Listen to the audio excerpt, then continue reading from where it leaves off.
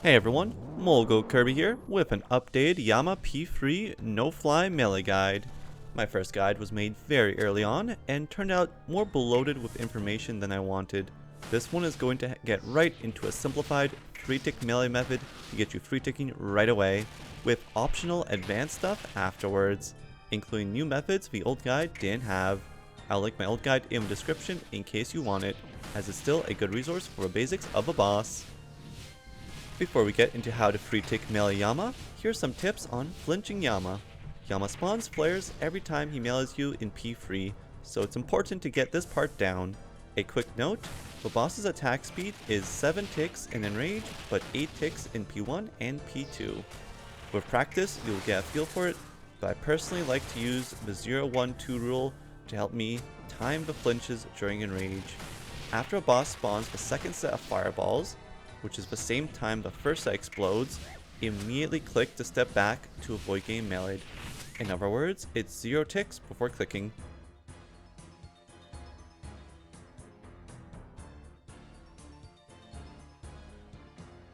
After the third set of fireballs explode, it's 1 tick before you have to click to step back.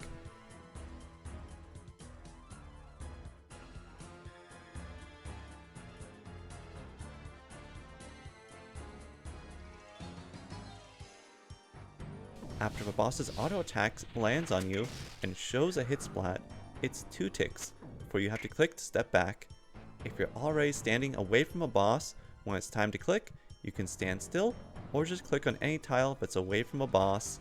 As you can see, you only ever need to delay 0, 1, or 2 ticks before clicking to flinch after one of these cues. Counting 7 ticks can be hard, so the 0-1-2 rule makes it much easier, as counting 0, 1, or 2 ticks before clicking is easier. Note, this rule means you can never attack the tick after the second set of fireballs spawns, and you can never attack 2 ticks after the last set of fireballs explodes, and you can never attack 3 ticks after being hit by Yama's auto. Also note that after an auto attack hits you, the hit splat will disappear like under half a tick before you can click, so you can click to flinch a tiny bit after it disappears. Now for 3-ticking Yama's fireballs. Yama's fireballs speed up your attack by 1 tick if you dodge 1 tile away from a center fireball and you have the Mark of Darkness spell active, so don't forget Mark of Darkness. Note that the tick after the fireballs explode is when it checks if you've dodged correctly for the speed up. In this clip, my starting position when the visual metronome says 2 is when the game is checking my starting position to see if I get the speed up. If flinching correctly, you should always spawn fireballs in melee distance. Otherwise, you may need to improv dodge the fireballs. Always attack Yama 1 tile away from the very edge, like so. When the first set of fireballs spawn, you can move to the edge. If you already got your attack off, you can even move to the edge on the same tick they spawn, as they spawn based off your starting tile on that tick. Then, you do one of 2 methods, depending if it's vertical or horizontal fireballs. If it's vertical fireballs, click to attack the boss, then do the following click pattern. When the fireballs explode and new fireballs spawn, you can click to move, and then immediately click to attack. Repeat this timing for the remaining sets of fireballs, moving to the marked tiles as the video shows. The fireballs exploding being your cue to move makes this easier to learn. At the very end, you can move to one of the flinch tiles. Once again, use the cue of fireballs exploding to move. If waves are coming, you can go straight to the early wave skip tile and attack like so. More on that later. If you get horizontal fireballs, do the following click pattern. You want to step back early enough to spawn fireballs at the back. You can skip the horizontal movement from the initial setup if you realize it's horizontal fireballs fast enough. After the second set of fireballs spawn, wait a tick before attacking. Remember the 0-1-2 flinching rule. Once you attack, immediately move and attack again. And that's it for the basic 3-tick method.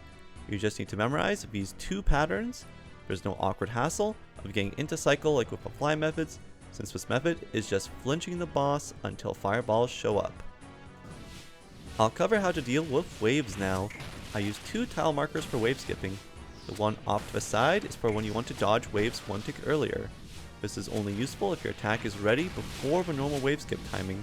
So once you start recognizing that, you can start using that one when needed.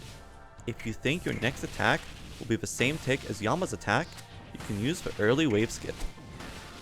All I do for wave skipping is once the wave overlaps the 2 marked tiles under Yama, I can click to attack.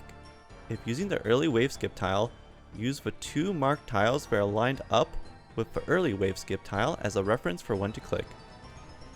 If doing the early wave skip, you need to immediately move over like this to finish dodging the waves, which is why you should only early wave skip if your attack is ready. If you're doing the vertical fireball dodge, you can continue the pattern of clicking the same tick you see the fireballs explode, and simply click straight to one of the wave skip tiles.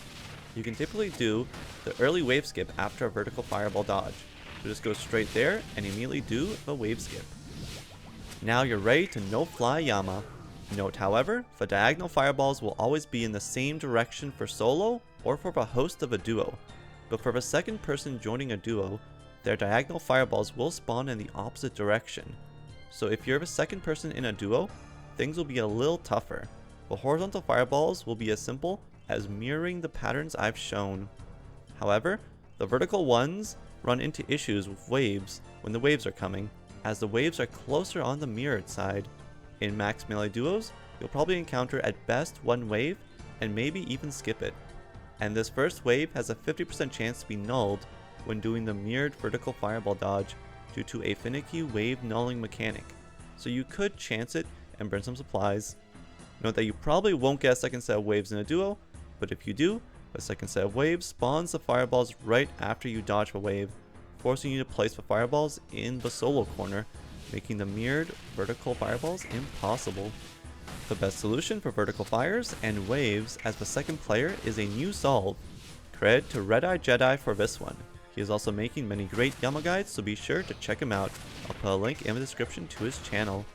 Basically, when you get vertical fires, you simply step one tile over under Yama, going towards the middle of Yama, and attack the same tick fireballs explode, and then step back diagonally, and once again attack same tick fireballs explode, and then attack again.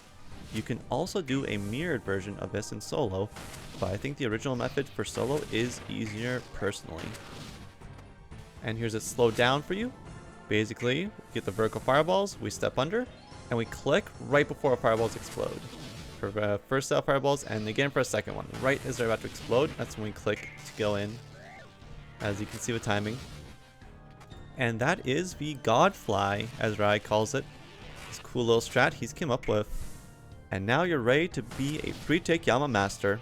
These methods are optimal for vertical fireballs, but for horizontal there are 2 other methods you can do based on what tick you're attacking on, and once you've mastered the basics you can consider learning these methods.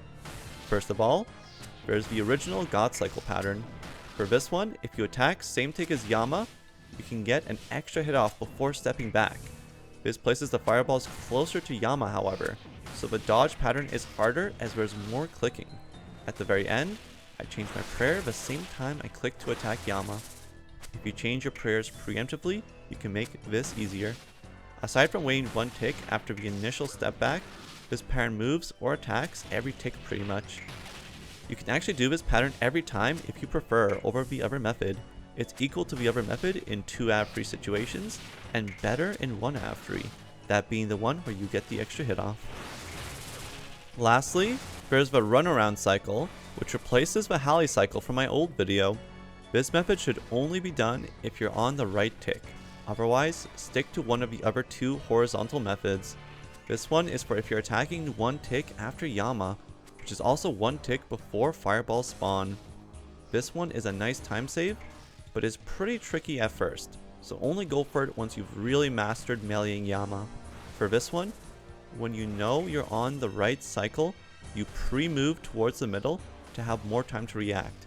If you get vertical fireballs, abort and position yourself for vertical fireballs.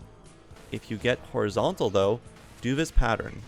The pre-move is what makes this one kinda tricky, but once you get used to it, it's not too bad. Note that at one point I need to lose a tick anyways, so I use that tick to change my prayer to pray against Yama while doing this method. It's right as you step back onto the corner, you wait a tick before you click to attack, and this is a perfect time to change your prayer if needed.